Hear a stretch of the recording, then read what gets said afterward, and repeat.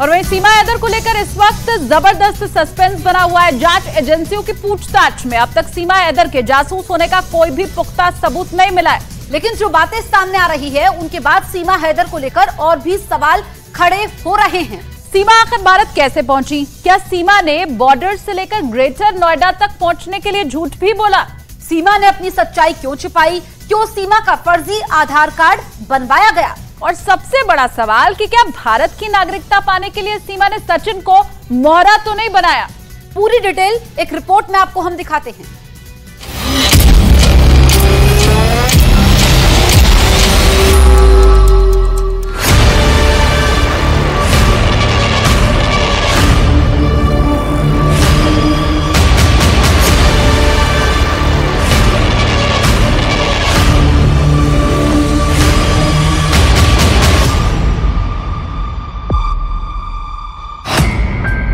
सचिन, सीमा और सस्पेंस।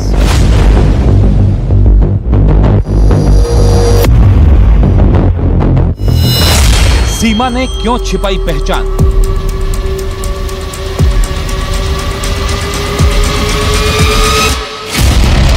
कैसे बना सीमा का फर्जी आधार कार्ड?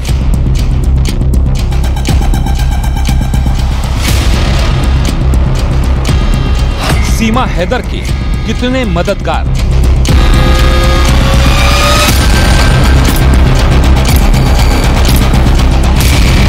क्या है सीमा हैदर का असली मकसद? इस वक्त सीमा हैदर केस पूरी तरह से सस्पेंस बना हुआ है। जांच एजेंसियों को सीमा के जासूस होने का कोई सबूत नहीं मिला, लेकिन सीमा जो थ्योरी बता रही है उसका भी अब तक कोई पुख्ता प्रमाण नहीं है।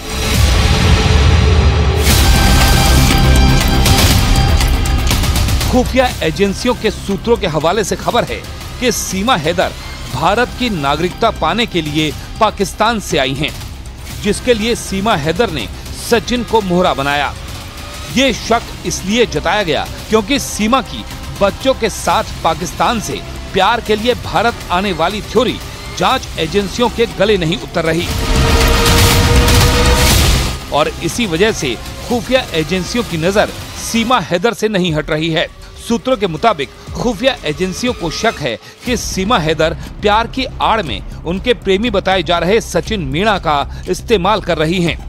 सूत्र ये भी बताते हैं कि भारत की नागरिकता पाने के लिए सीमा ने सचिन को मोहरा बनाया ताकि भविष्य में उन्हें भारत में रहने में किसी तरह की कोई परेशानी ना हो। हालांकि पुलिस सूत्रों के मुताबिक कई दिनों की पूछताछ के बाद भी यूपी एटीएस को सीमा के जासूस होने का कोई सबूत नहीं मिला।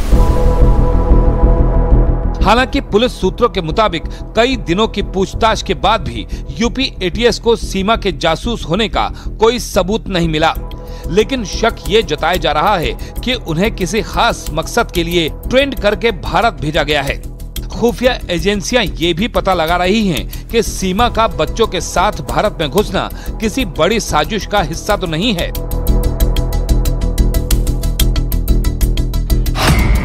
सूत्रों के मुताबिक महिला सीमा गुलाम हैदर ने पाकिस्तान में रहकर भारत आने की पूरी रिसर्च की थी। उसने नेपाल से भारत जाने वाले कुल 8 बॉर्डर के बारे में पूरी जानकारी जुटाई ताकि उसे पता लग सके कि किस बॉर्डर पर कितनी चेकिंग होती है और भारत नेपाल के मौजूदा वक्त में रिश्ते कैसे हैं। कहीं सरहद पर चेकिंग अभियान तेज तो नहीं। जांच एजेंसियों की पूछताछ में ये बात साफ हो चुकी है कि सीमा हैदर बेहद ही शातिर दिमाग की है। भले ही एजेंसियों को सीमा के जासूस होने का अब तक कोई सबूत नहीं मिला हो, लेकिन शक की सुई अब भी सीमा हैदर के इर्द गिर्द घूम रही है, क्योंकि सीमा गुलाम हैदर को भारत नेपाल की सरहद पर एसएसबी के होने की जानकारी थी।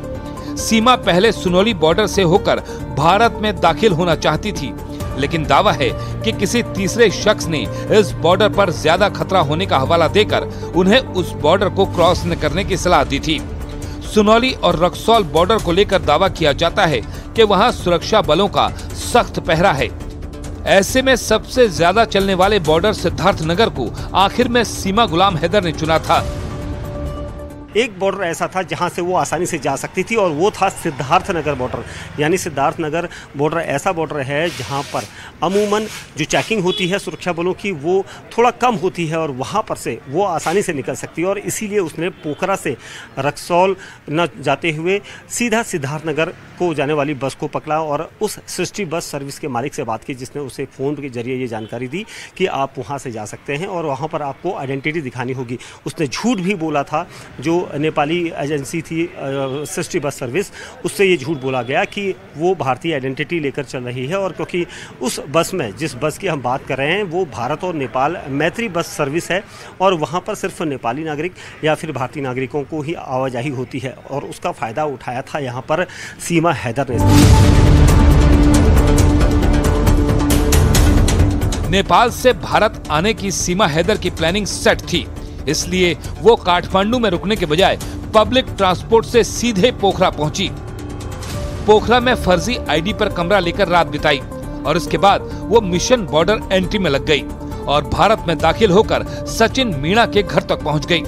खास बात यह है कि जब सीमा से उनकी पहचान पूछी गई तो उन्होंने अपनी ससुराल ग्रेटर नोएडा में होने का दावा किया, इसलिए किसी को उन पर शक नहीं हुआ।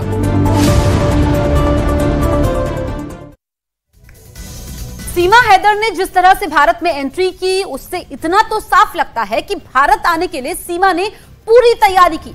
सीमा हैदर के पास नेपाल और भारत के बॉर्डर की एक एक जानकारी थी। सीमा को यह पता था कि कहां उन्हें रोका जा सकता है और कहां से वो सुरक्षित भारत के अंदर दाखिल हो सकती हैं। अब तक आपने जो रिपोर्ट देखी, अब आपको उसका अगला हिस्सा हम दिखाते हैं।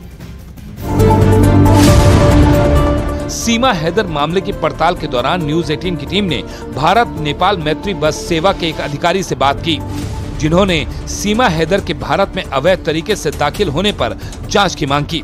उन्होंने ये भी शक जताया कि सीमा ने किसी की मदद से बॉर्डर पार किया होगा, जिसे इस बात की पूरी जानकारी होगी कि किस बॉर्डर पर कितनी चेकिंग होती है।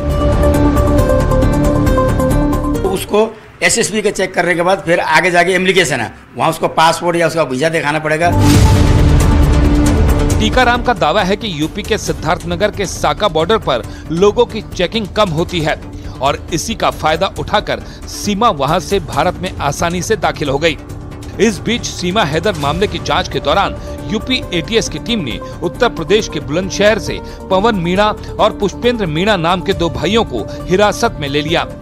जन सेवा केंद्र चलाने वाले इन दोनों भाइयों पर सीमा हैदर का फर्जी आधार कार्ड बनाने का आरोप है। सूत्रों के मुताबिक पुलिस को सीमा के पास से 3 आधार कार्ड मिले थे। आरोप है कि आधार कार्ड बनवाने के लिए फर्जी दस्तावेज का इस्तेमाल किया गया।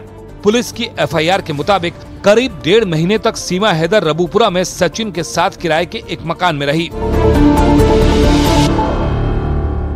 सूत्र बताते हैं कि इस दौरान सचिन ने सीमा का फर्जी तरीके से बुलंदशहर के एक जनसेवा केंद्र से आधार कार्ड बनवाया था। सूत्र बताते हैं कि इस दौरान सचिन ने सीमा का फर्जी तरीके से बुलंदशहर में मौजूद एक जनसेवा केंद्र से आधार कार्ड बनवाया था। आरोप है कि जनसेवा केंद्र चलाने वाले पुष्पेंद्र और पवन ने सचिन मीणा के आधार कार्ड और दूसरे दस्तावेजों में छेड़छाड़ की थी। इसका पता चलते ही यूपी एटीएस की टीम ने जन सेवा केंद्र चलाने वाले पुष्पेंद्र और पवन को हिरासत में ले लिया। कुल मिलाकर सीमा की पूरी थ्योरी सस्पेंस से घिरी हुई है, जिस पर जांच एजेंसियों को बिल्कुल भी यकीन नहीं हो रहा।